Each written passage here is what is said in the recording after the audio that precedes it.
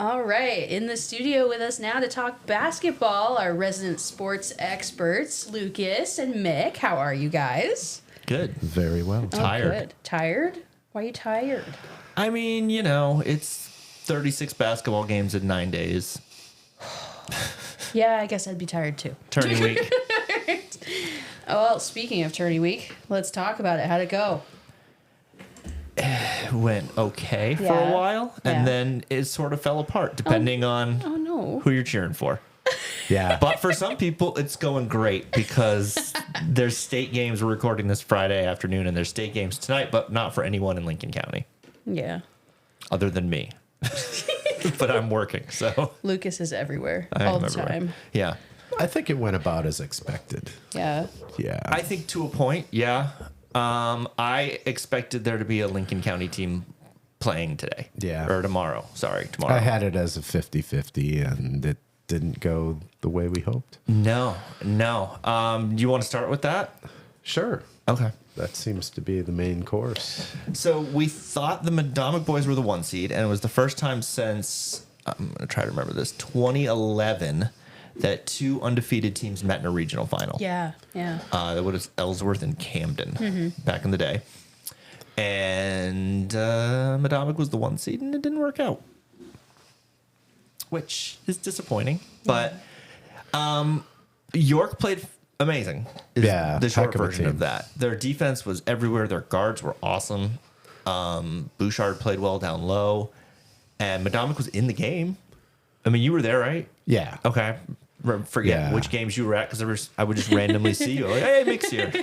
Oh, yeah. They jumped out to a lead. York did. And Yep. then I believe it was 2020 at halftime. It was 2020 at halftime. There was drama with the jerseys, which was fun. Drama with the There was jerseys. drama with the jerseys. Blood so on the jerseys. Gabe Lash got blood on his jersey. Oh. And so then he had to run off and do the blood jersey and then come back. And then he was still bleeding. Oh, And so oh my then gosh. they stopped the game because they give you time to, if they can patch you up in time, you Yeah, know? yeah, So they yeah. gave him time and they stopped the game. And in all the kerfuffle of it all, he forgot to explicitly check in with the new number, but they did it right in front of the scorer's table. So the scorer's table was watching this all happen. And he comes in and it's not like it's, the fifth guy on the bench. Yeah, It's yeah. the best player on the team. So clearly he's wearing a new number now. Yeah. And so there was some debate at halftime over whether or not there needed to be a technical foul assessed because he didn't explicitly report in. Yeah. And then they just eventually they determined, according to the site supervisor, and they talked with the head of officials, and it was a whole thing. It was like a whole 10-minute conversation. And they decided that since it wasn't done deceptively and we're right out in the open, Yeah. then okay. Oh, good. So, and you Although don't they want to did- do that in a regional final. They might have Yeah. been trying to hide him as an anonymous player. Yeah. 6'6", Who's this entering 6'6" the guy? game. It almost worked. Yeah. Where did he come from? Yeah. So close. But yeah, and then they were in the game. They lost by 10, but it was much closer than that. Yeah, do we dive right into Yeah, the pivotal moment? Pivotal sequence. Do you want to set it up? You're good at All explaining right. the sequence. So the pivotal sequence is it's probably 2 minutes left in the game, something like that. And Madomic is down 7. So it's getting, let's Yeah. get going, guys. Yeah. Time. Gabe Lash drives, is fouled very hard by Lucas Bouchard, who is York's big guy. Their leading scorer, I believe. Either him or Reese McDonald was their leading scorer. Gets fouled hard. Like a hard foul. So this is Bouchard's 5th foul. Ooh. Which is a pivotal moment anyway. So he's Yeah. done. Potentially more blood on the jersey. Potentially more blood on the jersey. Gabe's down in a lot of pain. Clearly in a lot of pain. Lucas Bouchard is not in agreement that it should be a foul. Really? His 5th foul. And he is doing what I like to call real-time job performance evaluation with the official who does not appreciate that and tease him up. So he's got his 5th foul and then a technical foul, and then he goes and sits down. They kind of drag him away. Gabe finally gets up in a lot of pain, holding his back. Oh, God. Like, Poor I think kid. if it's not a regional final, he's coming out for a few minutes. Yeah. Misses both free throws badly, like clearly hurt. And then Christian Schulman comes in, and he's in this free throw shooting contest at the Mr. Basketball weekend, McDonald's weekend. Yeah. He has the number one seed. He's the number one seed, so he's maybe the best free throw shooter in the state, arguably. Misses one of two. Oh no. And so then they have the ball and they turn it over. So instead of a potential 7-point play to tie it, or sequence to tie it, they get one. Oh god. And then they're only then they're still down 6. And then the next sequence, they get a stop. The next sequence, Gabe's fouled again, misses 2 more free throws. And that was pretty much it. Oh gosh. So very easily could have swung the other way. Hit a shot here or there. They could still be playing. It's one of those 10-point losses that's a 2-point loss. Yeah. So, Okay, very do we disappointing. know if Gabe's okay? Because this sounded like a really... He seems like he's probably fine now. He's a tough kid. He is okay. He'll be playing in the McDonald's game. the McDonald's Oh, good. Senior All-Star game on Saturday in Bangor. Yeah, Yep, and- he's one of the Mr. Maine basketball finalists, right? He is one of the finalists. Yeah. So it's him and Jameer Rose of Noble and Wyatt Benoit of Thornton Academy. Okay. And so if Gabe wins, which he won't, he would be the second Madomic player to win Mr. Basketball. But he's not going to win. Why? Because Jameer Rose won this award in the tournament last year and has done nothing to lose it. And so one of the best games of the tournament, there's 2 candidates for the best game of the tournament for Portland. One of them involves Lincoln Academy in the quarterfinals, so we can get to that. The other one was Falmouth Noble for the regional final for A South, and that was just a barn burner classic. Jameer Rose was awesome in that game. Had a shot to tie it, to send it to overtime, hit the back of the rim, but had a fantastic game. And has been the consensus best player in the state all year long. So it is quite an honor Yeah. for Gabe Lash. And To be a I will finalist, point yeah. out that he is the KVAC Class B Player of the Year That's true. and a first team All-Star in Yeah, KVAC. and I think he's probably, I don't think the BDN is done there. I don't think the all-state teams are out yet. That's probably going to be after the state game, but he'll probably be on a bunch of those lists. Yeah. To be a Mr. Basketball finalist is so hard to do. Yeah, I was going to say, no matter what, he's had a good year. Yes. Yeah, I think the last Madomic player to do it was Nick DePatsy. Oh, really? Little Nick DePatsy? I think so. There's been a bunch of semifinalists. Yeah, yeah. Seems like every 3 years there's a semifinalist. But I think the last finalist was Nick, who reffed a bunch of games, which was fun. Well, I guess we'll see how it turns out. Yeah.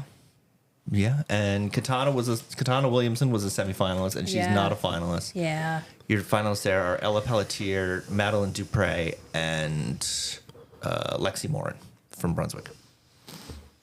So great season for Katana, setting the all-time record for girls scoring for Yep. Madomic Valley. And she'll also be at that McDonald's Senior All-Star game this Saturday. And she was the KVAC Player of the Year as well.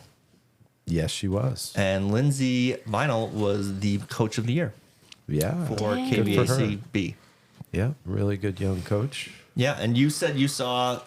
Do you want to do the Oceanside game first, or do you want to do the look at the 7th graders you saw the other day? Well, since we're on the topic of the 7th and 8th grade Okay. game, yeah, we could cover that. So you saw some of those. I didn't see them, and then there's an event this week, depending on when you listen to this. Yeah. So on Tuesday night, Madomic Valley squared off against the Lincoln Academy 7th and 8th graders. I guess you could say incoming high school players for next year. Some of them, And yeah. might have 1 or 2 or 3 that could impact the varsity roster. Typically, it's a couple, Yeah. I think, for each team. Definitely saw those prospects. There's some good young players coming up from both of them. The Madomic team looked a little stronger, and they did advance. They won by 3 points over Lincoln Academy's prospects, and they went on to the finals against Camden Hills. Played a good game. It was fairly close, maybe 5 points in the last couple minutes, and then Camden Hills kind of stretched it. I think they won by 8. Okay. So yeah, Madomic Valley looks good. I don't know if you want me to mention. Yeah, give us some names. Give us a Any couple names that we can. specific- So when we see them next year or the year after, we go, Yeah, oh, yeah. I remember that name. Yeah, I might be mispronouncing this because you've caught me on the spot here, but Perfect. it's Rayanne Simmons. She's also a good softball player. Highly, I can't remember her last name. She's a good catcher for their softball team. Okay. I don't have the roster and I see an stats overlap here. right here in front of me. And they had a really tall player, number 12, who was also, Nice. Like, grade A are we talking prospect. Chloe Fox tall or like normal person she tall? probably will be Chloe Fox tall. I like it. I'd say 5'8", 5'9" ish right now. So she definitely impacted the game. Dory Westover, not sure how she pronounces her last name. She was really good for Lincoln. The consolation game on Wednesday was Lincoln against Booth Bay. She looked really strong. Anna Brackett is another player, I believe, from Bristol. Both of those two, Okay. they both had strong games and look like they're prospects. There's a girl, Ava Weipert. I'm not sure if I'm pronouncing that right. She's a Great Salt Bay student. She looked really good as a guard. Cool. So those were just a few of the players that kind of stood out. And then there's a boys event. Did you say Tuesday or Wednesday? Yeah, so Tuesday, March 4th is the opening night. And then there's games at 5 o'clock and 6:30. I don't unfortunately have that right in front of me who's Okay. playing who. But So people just go to all of them. typically, Yeah. I believe, that Lincoln plays Madomic usually in that first round. Okay. And then on Wednesdays, the championship game will be at 6:30 and the consolation game's at 5. Gotcha. And I believe it'll be the same team. So it'll be Camden Hills, Booth Bay, Lincoln, and Madomic. So boys next Tuesday and Wednesday, the 4th and 5th at Lincoln Academy. And you can see the prospects. And so, okay, so let's now talk about, we'll go to the Madomic girls. We're sort of haphazardly doing this. Oh, well. Madomic girls had a really good quarterfinal against Levitt. Took care of business there. That was a team they beat by double digits during the regular season, so that wasn't a surprise. And then they had Oceanside. Yay. In the semifinals, Oceanside had beaten Madomic either 15 or 16 times in a row. So Madomic, I think this was the most complete game I've seen them play in terms of the whole roster contributing. Were you at that game? Yeah. Okay. So Claudia yeah. Feely had the best game she's had all year. Audrey Jackson hit 3 threes in the first half. They were down 11 early, and then I think it was a 15-0 run to take the lead. Sienna Lee played great. Yeah, Who am I freshman. forgetting? Chloe played well. Chloe Fox. Yep. A lot of rebounds. Yeah, and they were winning without getting a lot of points from Katana. But Katana was playing well. She just wasn't scoring because other people were scoring. And a lot of times it's just Katana and can somebody help me, please? When they're not going well, that's how it goes. And in this game, Katana was able to just pass the ball to people when they were scoring. So she's like, great, let's do that. Yeah. It was really nice to see her kind of improvise or show a different aspect of her game to be able to distribute the ball and not be the primary shooter. So I think she had 9 points, 9 or 10. I can look. I have it in front of me. But yeah, good for her. They were doubling her. They were had their best defenders on her. So They were she did definitely a good job. keying on her. She had 9 points in the game. So then 2 minutes left. They're up 8. They were up 11 at one point in the fourth quarter. And you just knew Oceanside was not going to go away because it's like the zombie movie or you have to cut off the head. And, because they're always coming back. Because if your rival's beaten you 15, 16 times in a row, that's a different level of trying to get over it Yeah. than just, oh, well, have lost like 2 games in a row to these people. So they complete they get it to within, Oceanside gets it to within 3. With 3-point shooting. With 3-point shooting. Which is always exciting. I mean, not as exciting for the was it? team that's Stackpole. losing their lead. Yeah. Yeah, Stackpole She hit hit 2 2, big threes, yeah. and they guarded the 3 really well all game. It's just fourth quarter, you're tired, and she got a little bit open, and she hit them both to her credit. And so then it's a 3-point game. Oceanside has the ball with like 25 seconds left, and you know what they're going to do. Everybody in the building knows that they're going for 3. Yeah. And they defended that possession, I think, exceptionally well. They did. I mean, they could not get a look. Grace Mackey got a terrible look at the buzzer with 2 hands in her face, banks it in, just a desperation heave, and banked it in. And you're just like, and they're Hard to believe. losing their minds, and they're like piling on each other at half court, and then they got to go to overtime, and the air was just completely taken out of them. Yeah. And one other thing just leading up to that point was that Oceanside had narrowed the lead to 1 point.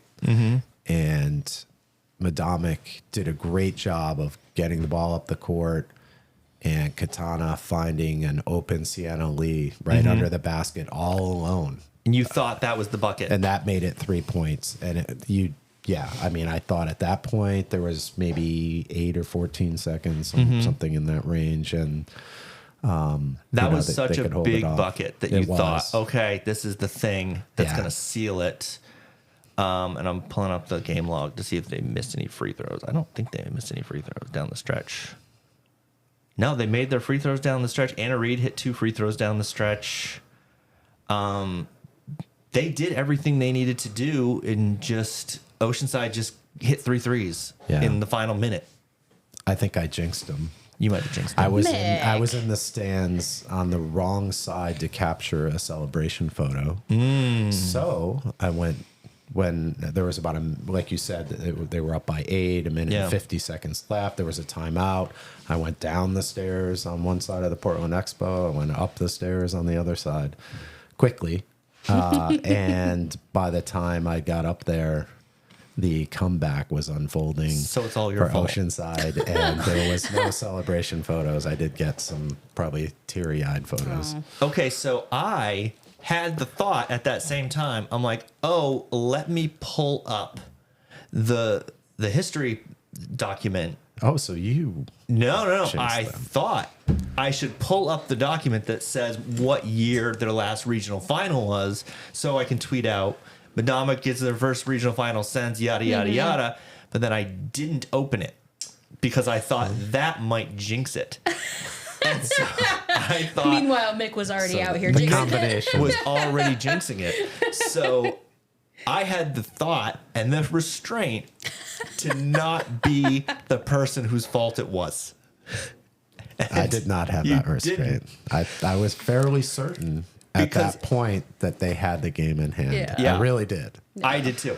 But then I thought I was can like, get oh, to I this. gotta get over there. I thought I know where this document is. I can get to it very quickly.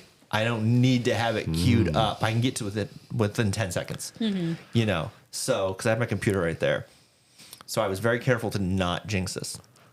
So then I talked to Nick, who's Nick DePassi, the head coach for the boys' son, Nick, who was a Mr. Best. He's a ref now, and he was reffing the next game. And so I walked up to him, and he goes, "I think we're jinxed." So I think that might be your fault. But he did mention games that predate you. So Okay. he Okay. mentioned I'm off the hook. the Cape Elizabeth game, a couple other games. And then after the boys lost, I saw him and I said, I would like to subscribe to your theory Oh no. of being jinxed. Well, the only consolation, I guess, for Madamic Valley is that Oceanside ran into a really tough opponent. That Biddeford You're trying to girls get me in team- trouble again. Oh, they look really good. That Biddeford team. Yeah, the Biddeford team is awesome. They're all freshmen and sophomores. So I'm picking them for tonight. Yeah, I Is it think tonight or tomorrow night? Their game. tomorrow. Tomorrow. Okay. Tomorrow. Yeah, I'm picking them too. Yeah, they looked really although good. Caribou's awesome, but I think Biddeford's a different level. Young team, Very young, but, very deep. yeah, they're good. Yeah.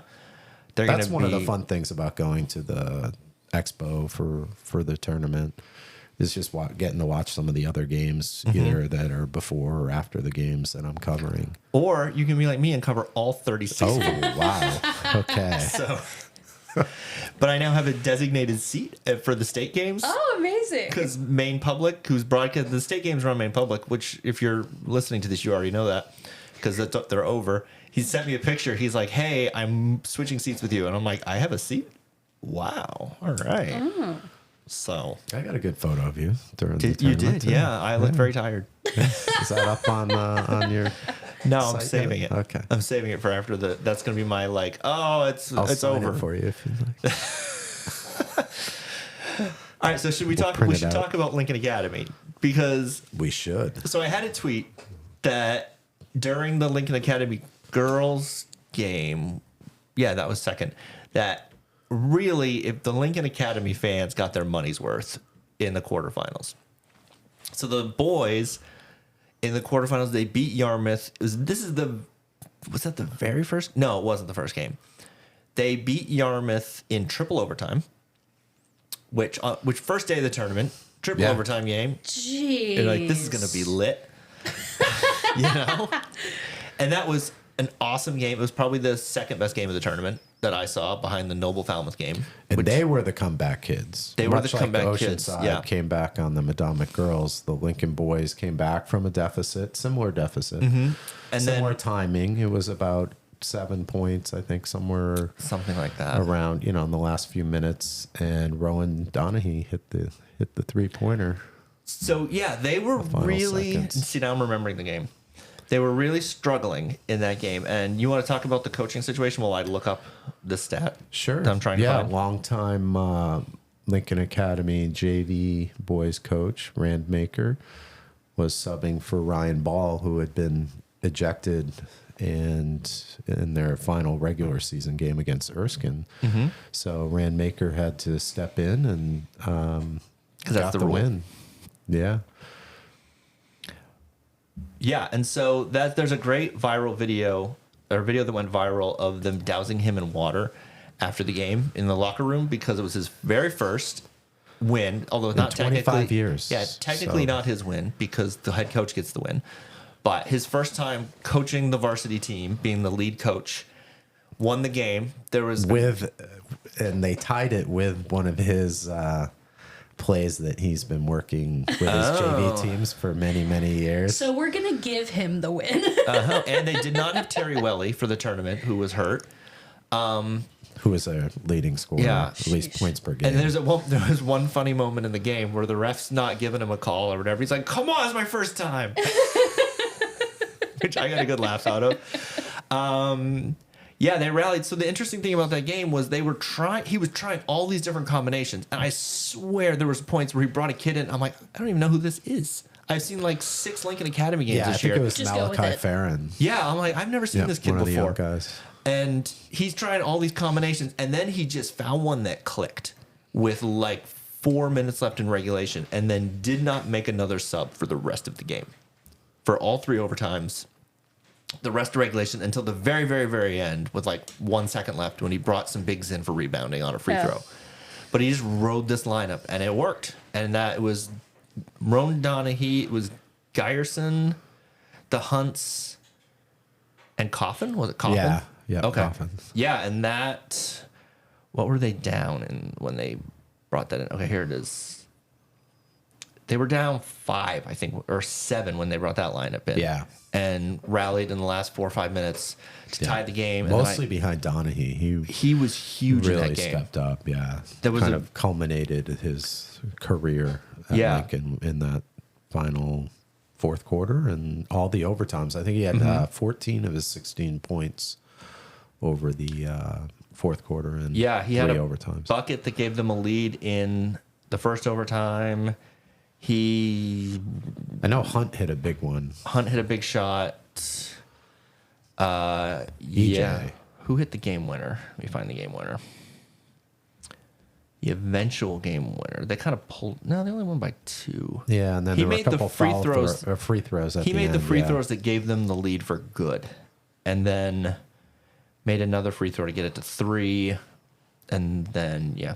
So he had a really impressive game. What year is he?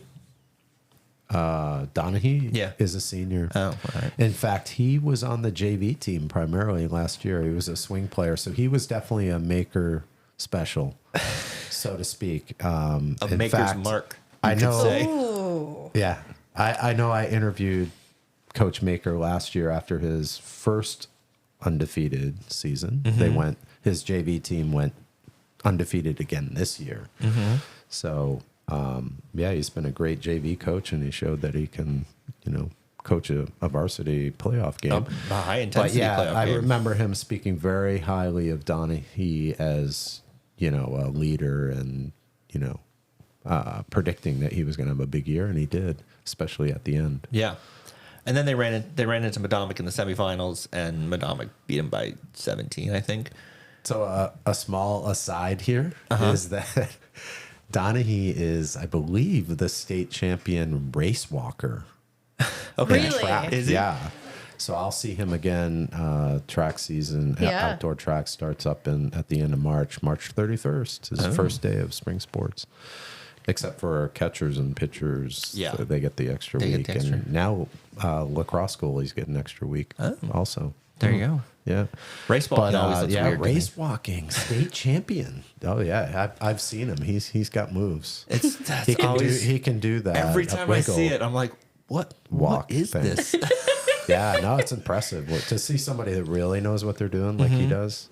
Yeah, I can do that. Yeah, Yeah.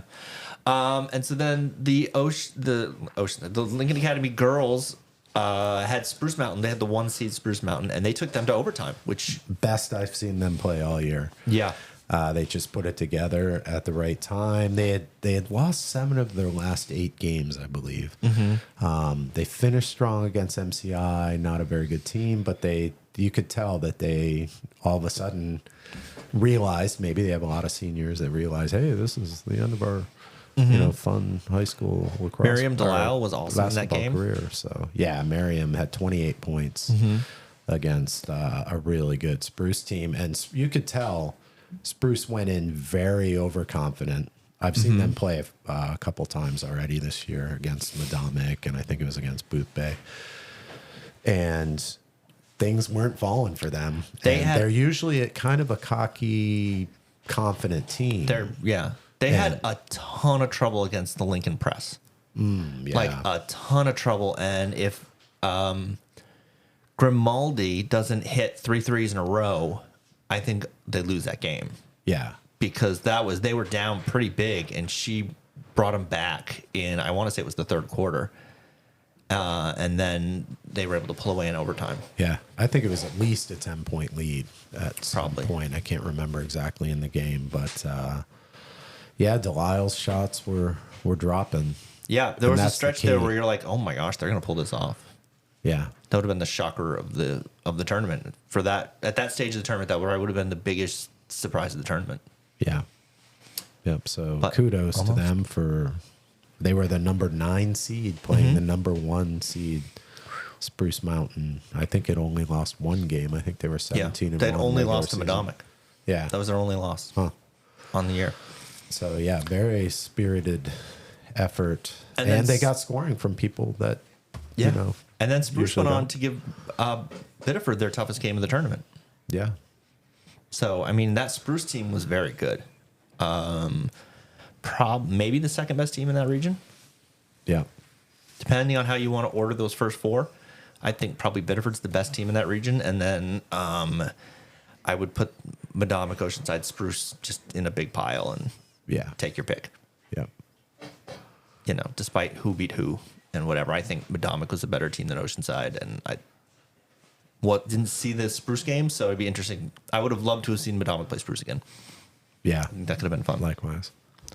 So, Yeah. so yeah, the and tournament. Those were some of the upside things that we didn't quite predict. I didn't see Lincoln Academy girls going to overtime against Spruce, No, I didn't and either. I didn't know. I figured it was a 50-50 on the Lincoln Academy Yarmouth game. Mm-hmm. And they pulled that out, so that was on the positive side. And we didn't think Lincoln Wiscasset was going to give Was it Telstar? Yes. We it was didn't think Tel- was- Oh, wow. Yeah, let's talk You've about that completely real forgotten quick. about that overtime game. Yeah. I didn't see any of this. I just sort of watched the stat updates come through. Yeah, it was another underdog, has the lead at the end and couldn't quite hang on. But they had lost to Telstar, I believe it was by 38 points in the regular season. Like late in the regular season. So to be, up in the final minute against a team that blew you out, that, We that's pretty talked impressive. on here about how bad of a draw that was for them Yeah. because you lose by 38. It's not That's the a team lot. you want the next. It's not the team you want to That's see in the not tournament. Yeah. That's not a Even close if you're game. like, we can do better, you don't want the team to beat you by 38 like 2 weeks ago because even if you do a lot better, you're still losing. I think that's another one of those overconfident things. Like Spruce came in against Lincoln Academy with kind of that mentality, and that was one that Paula covered that game, so I didn't see Okay. it firsthand, unfortunately, because I like watching the Wiscasset boys. They're a fun team. They wear their emotions on their sleeve, and they have their good games and their not so good games. They're very inconsistent, but Well, they're a young is part of- program. yeah, and that's part of what makes it fun to watch them. But yeah, they gave it a good fight. They were the 6 seed playing a 3 seed. 6 seed playing the 3, yeah. All right, and that's all of our tournament teams, right? I think that's all the teams. Yeah. Yep. All right. Do you have anything else on your list there? I do. Okay, great. A shout out to the Bristol School girls who won the bus line championship over Lincolnville. Also in overtime. Very exciting It's a game. lot of overtime games. There was a lot of really good overtime games, and yet another one I'm going to mention. Okay. Great Salt Bay boys lost in overtime to Lincolnville. They were down, and this is, again, a little bit like that Madomic girls lost to Oceanside. They were down by 7 points with a minute left. Wow. Yeah, and they were able to hit that three-pointer right before the buzzer to tie it up and send it to OT. But then after that, the bigs It fell apart for after that. Lincolnville, well, they have a kid that's like, over 6 feet tall. And Is this boys or girls? That was on the boys side. Okay. Yeah, so Great Salt Bay boys lost in overtime to Lincolnville. Exciting game. Bristol girls won in overtime against Lincolnville. So those games were back to back. Where do Lincolnville kids go to high school? I believe. At Camden Hills. Yeah, I was going to say. I think it's- Camden. yeah. I went to Camden. I'm sorry for you. Ouch. Well, they do Lincolnville. I don't know how they do it, but they have really good basketball for their elementary school, middle school players. Your Camden Windjammers, Piper, had a really good tournament. Yeah. Are you aware of this? Have you been following, or are you? I haven't been following Do you closely. only show but- up for the state games if they make it to states? I'm sorry, guys. I don't show up at all. Okay. So they I'm busy. pulled off the Camden girls pulled off the upset of the tournament. Oh. They beat Lawrence in overtime, something like that. Not overtime, in regulation. Lawrence was, a lot of people thought, the best team in the state, regardless of class, and was beating everybody by 30 points a game. Has the almost definite Miss Basketball next year on their team, and Camden was up 15 or so in the fourth quarter and held off a furious rally to win, and then lost in the regional final in double overtime to Hamden, which was a great game. And then the boys nearly knocked off Messalonsky, I think, in the regional final, and had a huge, or maybe in the semi. That might have been in the Is that the one where semifinals. Ames had all those points? Yeah, Nolan Ames just went off. He had like 38 points. Yeah. And he might win Mr. He's maybe He's the a front junior, runner right? for Mr. Basketball next year. Yeah. Yeah. He's So good. not Lincoln County, but I got to see him a nearby. couple times. He's really good. So your Windjammers, maybe you should start paying attention and start going to some games. Okay. All right. Okay. I'm just saying. I'm just saying. Hey, I'm just going to give props real quick to some of the award winners. I know we touched on Katana. So, yeah, KVAC girls Class B first team, Katana Williamson, Miriam Delisle from Lincoln Academy. Second team, Chloe Fox. She had a great year. Yeah. She's back next year. She's a junior. Should be a first team, you would think, next year. I think so. Katana winning the Player of the Year, which we mentioned, and Lindsey Vinyl winning Coach of the Year for KVAC. On the boys' side, Gabe Lash, first team. Mason Gwynn, also first team Nice. from Madomic. Boys' second team, Terry Welly and EJ Hunt and from Lincoln Academy, and Christian Schumann made second team from Madomic Valley. If you had told me last year that Terry Welly would be second team all KVAC this year, I would not have believed you. So kudos to him for the huge strides he's made, Yeah, even within this season. He was another guy that played for Coach Maker on the JV team last year as a junior. Yeah.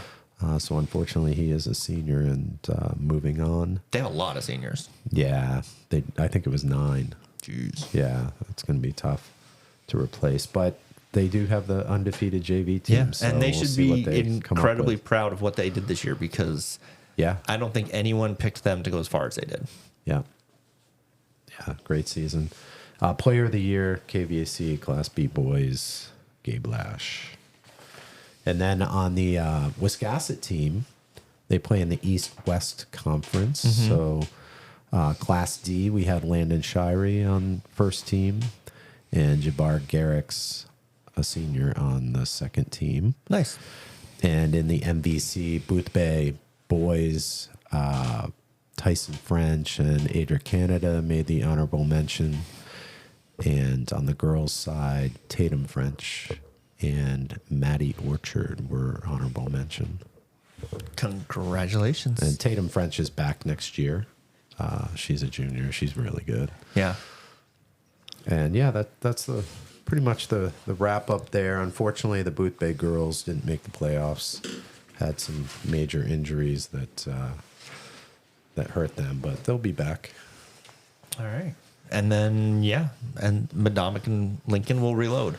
Yeah, and the Wiscasset girls, they're on a roll. Won their second game of the year. So they Of have the- a one of game. the decade. They have a 1-game winning streak headed do? into, I believe, into the next season. Are they the only Lincoln County team on a winning streak currently? Oh, good question. Did Booth Bay finish with a win, boys or girls? Yeah, I think they did. It's too I do. bad. Yeah, because that I would be think they- pretty. I think the pretty Booth Bay great if they girls had did. the only winning streak going into next Yeah. season. Yeah, well, the win streaks at 1 There you go. after 122 Jeez. game losing streak was broken this year. That was the highlight of my year. My trip to Islesboro to see that. You're like, I'm only going to Islesboro if you guys win. And they pulled it off. They did. They did. Yeah. So it's been a fun season, and then spring sports starts before you know it. Yeah, Yeah. March As soon as it stops 31st. snowing. So we'll probably have you in here again soon to talk spring sports. Cool. I love spring sports. I know considerably less about spring sports. Oh, I love it. Sun comes out Yeah. on the turf. Love it. Yeah. That'll be fun. Yeah. All right. Well, thanks, guys. Appreciate you. you guys coming in and talking the basketball tournament with us. Yeah. Because we don't really know a whole lot about sports. So. That's why we're here. That's my job, is to keep you updated on your alma Our mater readers and listeners And- count on us. and their exploits Awesome. outside of this county. Okay. But yeah, dozens of games watched this year. So Yeah, it was a seriously. fun year. It was 6 more.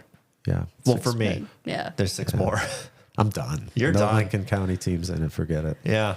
I'm checking out. Slacker. Moving on to spring sports. What a slacker. And moving on to the 7th and 8th grade boys Well. game next Tuesday and Wednesday night. I'm going to be there. There you go. I We might go to should be that. too. Yeah. All right. Well, thanks, guys. Appreciate Thanks, it. Piper. It's fun. You want to do a sound effect on the way out? Oh, that's the horn. Game over. No overtime today. No. That's it. Welcome to Beyond the Broadsheet, a podcast by the Lincoln County News. We are a community newspaper based in Midcoast, Maine, and we provide the most comprehensive, in-depth coverage available anywhere of the 18 towns in one plantation that make up Lincoln County. My name is Jonathan Riley, and I'm a reporter here at the Lincoln County News. My name is Molly Rains. I'm also a reporter here at the Lincoln County News. And we have the third reporter, Piper Pavlich, also on the mic. Hi, everybody. Hey, Piper. We got the trio here. Yeah, and so today we'll hear some of our top stories from our February 27th edition, including a pretty in-depth look at sports. Yeah, the basketball tournament. Basketball tournament, a lot of overtime, a lot of good stuff. Oh, yeah. Because we have at the Lincoln County News people who know everything about high school basketball. Exactly. And So- none of those people are sitting at Yeah. the table right now, but they will be shortly. So without further ado, let's get into the news of this week. Molly, why don't you tell us a little bit about what happened with the snow crawlers? I know. So we've got some snowmobile clubs in Lincoln County, and they all have amazing names. There's the Waldeboro Snow Crawlers, the Jefferson Snow Packers, and then just outside Lincoln County, there's the Stormy Riders, which is the Friendship Club, and I know that there's others that I'm not recalling. There's The a lot. Stormy Riders. Yeah, but- Riders on the storm. Isn't that amazing? They Yeah. all have the best names. And they're these groups of people who maintain huge networks of trails all across the county. And they do it even though for about 10 years we haven't really had good stretches of snowy weather to No. enjoy snowmobiling. No. And so last year I spoke with Henry Brennan, who's from the Jefferson Snow Packers, and he was talking about how they're kind of revamping the club, but they have declining membership because the snow's so bad. And this year I caught up with the Snow Crawlers, who are celebrating our winter, which has been pretty typical, like quote unquote, in Yeah. terms of snowfall, which means they It's true. actually have snow to ride on. Yeah, it's been like 10 years since we've had a winter like this, at least snowfall total, and with ice and whatnot. I mean, it's been really incredible. I'm really Yeah. glad you were able to catch up with those guys. Me too. They do a lot of work. And then in another town I cover, Somerville, we have some municipal news where they're What? a big surprise to anybody who's been listening. But all the love to Somerville because they are learning as they go. And so what happened this week at the select board meeting was they rescinded a policy that they had put into place February 5th. And it was a policy for conflict resolution, which could come in handy in Somerville sometimes. But Yeah. there were some, just as it could in any town, there were some concerns raised by some representatives from Maine Municipal Association, which provides legal advice to municipalities. So they ended up retracting it. And I caught up with Select Board member Catherine Jennings, who told me that the policy was something she came up with because she used to be an educator and she applied it in a private school setting where she said it was really effective, but different laws apply, namely the First Amendment when you are a government official. So she said she's learning as she goes, and anybody in Somerville who does want the select board to help them with conflict can still reach out to the select board. There's just no formal policy in place. Wow. Well, I feel like I say this every week. Always exciting to learn what's happening in Somerville as we continue with, putting in those policies, which Yeah. they're important parts of any, municipal working. Yes, So I've said it before, but I really love covering Somerville because everybody's engaged. They Yeah. might not be happy, but they care a right, lot. and that's a form of love Totally. is attention and dedication, Yes. and no one can say that the people of Somerville, don't have either of those things. So Absolutely. that's very cool. So, I mean, outside of conflict resolution, not revolution, resolution, kind of in an opposite vein, Phil Page is retiring. Phil Page is the assistant athletic director at Lincoln Academy. And you hear my voice kind of hesitate a little bit because he has been the face of Lincoln Academy sports, and this man who's like held the torch for sort of like culturally what Lincoln Academy sports and sort of the culture of the school. He's held this torch of spirit and it is a real loss that he is retiring. But our longtime sports reporter Paula Roberts interviewed Phil, and I just want to quickly shout out Phil. I have been calling him over the last 2 years trying to do a character interview, and he kept saying, "Jonathan, I'm so glad you're working at the paper, but I will not interview with you. Not right now. There's something going on." And I was like, "That's totally fine, Phil. As long as you're not insulted that I call you next year." Called him next year, same thing. And this is what he was working on with Paula in secret. Oh. He was going to be retiring. She and so scooped you from our very own she newspaper. did. Yeah. Hey, Paula, where is she? So I'm glad that's what was happening. I'm glad that the story of Phil Page is now in print. But he also was a coach. He coached varsity boys basketball. Coached 11 years, 127 and 79 record. Wow. Won the program's only state championship to date for basketball in 1989. He's organized an 8th grade invitational for the last 40 years for basketball, and started an 8th grade tournament for girls for 20 years ago. I mean, they're really, if you have been involved in Lincoln Academy in any capacity, you have run into Phil Page. So give that a read this week in its depths. Paula really did a wonderful job capturing really the spirit of. It's really strange to think of a spirit retiring, and that is what he has been. And the headmaster, Jeff Burrows, is quoted as saying, Coach Page embodies the very qualities we hope to instill in our students. Wow. Kindness, dependability, and an unwavering commitment to this school across generations. No one represents Lincoln Academy quite like Coach Page. That is very well said. And I want to ask you, as an alum, who he's evidently instilled that spirit in you. What do you think it is about him that, I mean, it's kind of unusual to have such a long running career at one school. Yeah. Where do you think he gets that stamina from?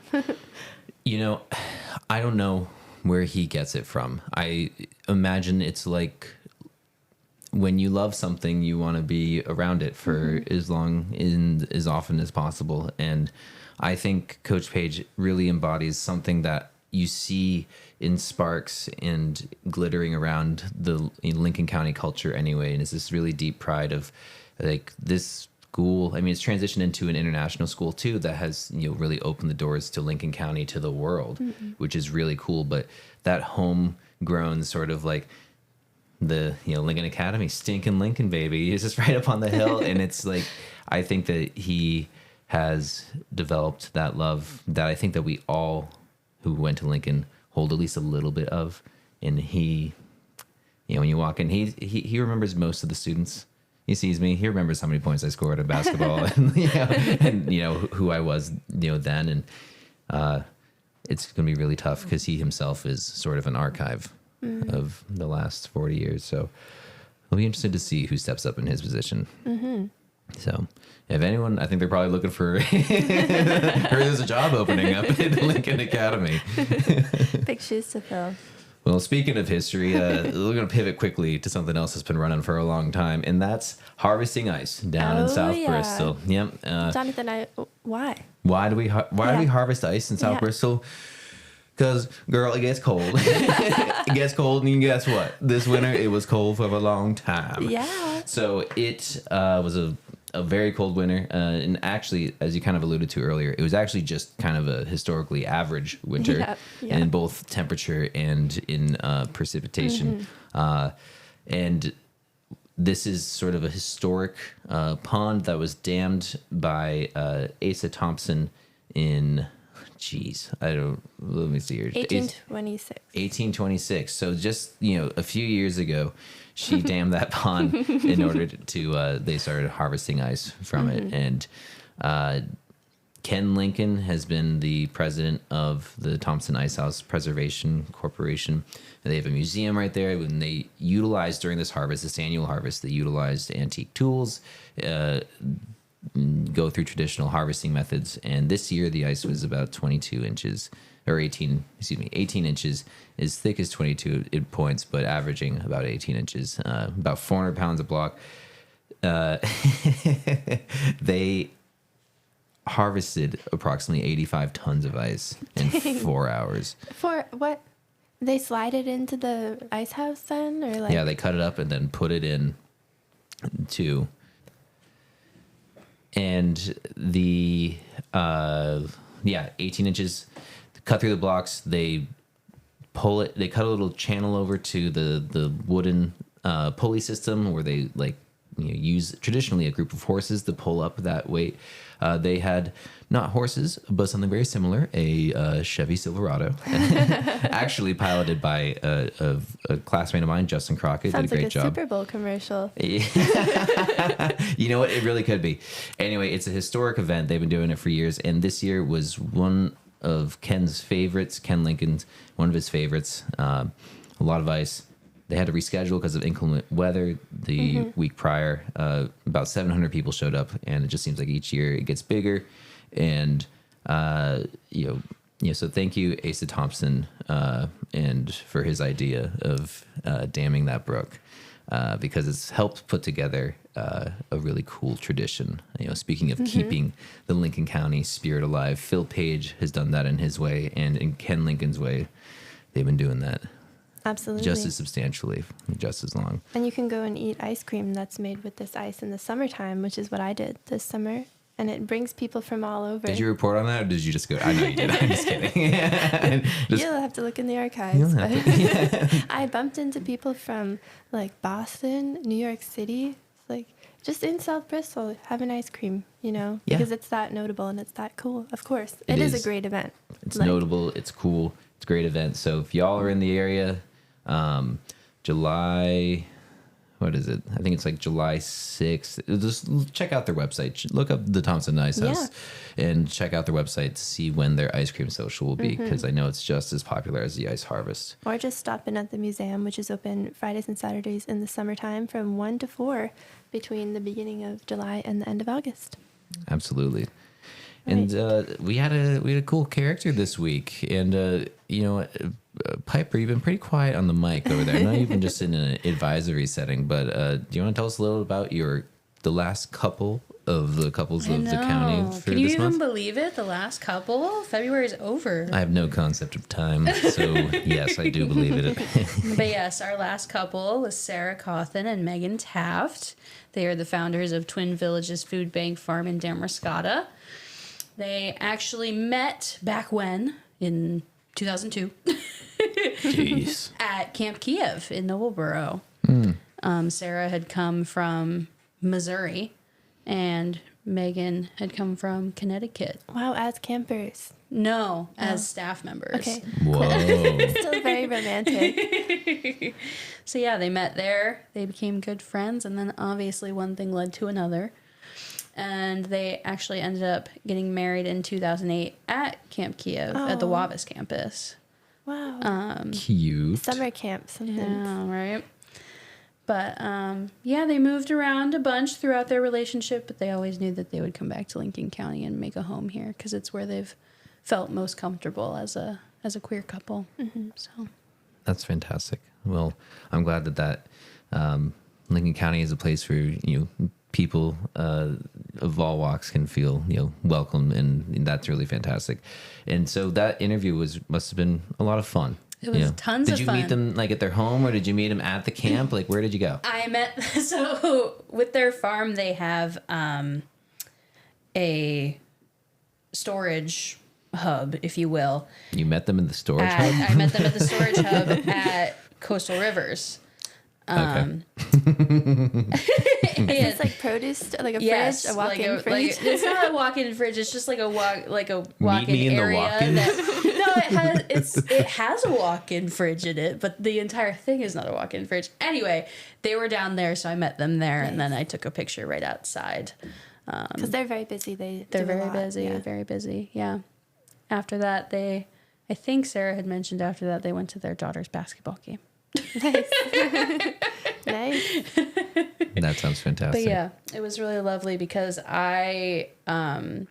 we had quite a few couples lined up, and I was out of town, and I didn't know that, they were running in the paper this week. So it was really nice because I got an email from Sarah saying how much she appreciated it. So Oh, that's always nice. it was awesome. very nice. Yeah. Awesome. Yeah. Hey, guys, when you email us, hey, listeners, when you email us, be nice. Otherwise, don't email us. Very sensitive. Very sensitive. I'll take the harsh. I want harsh feedback, please. Yeah, you can direct all of my harsh feedback to Molly. Yeah, and I'll never tell him, but Well, speaking of basketball, we had another significant person in at Lincoln Academy retire. Coach Rand Maker from Lincoln Academy. He was the junior varsity boys basketball coach for 25 years, and he hung up, I don't know, the cleats, the shoes, what does the penny. coach hang up? The whistle. clipboard, the whistle. That's like a ref, whatever. Rand isn't doing it anymore. And but Rand coached a few undefeated seasons with the JV boys. I was on his first undefeated team, which Wow. yeah. Oh, just to throw that Just a in little there. drop there. Just throwing that in there. Just don't forget. All right. All these people that are retiring or forget. Well, there'll be no one at Lincoln Academy who remembers my glory days as an athlete. So that's really the headline here. What was he like as a coach? He was great. He really trusted the players to do their best and gave us that space to do it, and was also kind of a hard. But are we allowed to say hard ass on this? It's all right, Tyler. If I can't say that, then you can bleep it out for our listeners. Tyler is our producer. But Rand Maker was a fabulous coach, and it's been nice seeing him around the community. So he actually this year went undefeated for the third time and for the second straight year. Wow.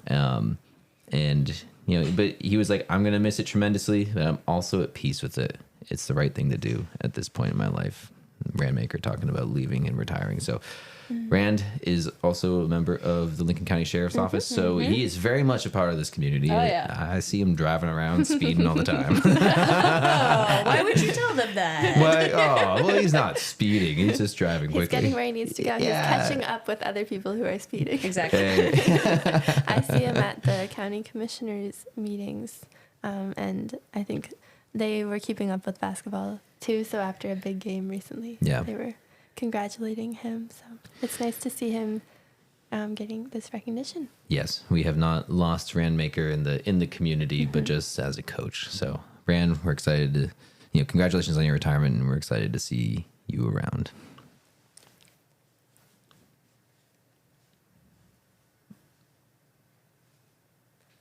Wait, hold on. I'll keep talking. I just wanted to make sure we weren't gonna. We should probably Yeah. All right. preview So the next thing. yeah. So on the note of basketball, I think we're gonna invite Lucas McNally and Mick LaBelle, two basketball enthusiasts. Lucas runs Maine basketball rankings, but he also is employed here at the Lincoln County News. And Mick LaBelle is one of our two sports reporters, and they're going to talk about the basketball tournament that we covered this week. Yeah, and I'm gonna sit by and hopefully learn a few things. Piper, also a sports enthusiast. I try. Awesome.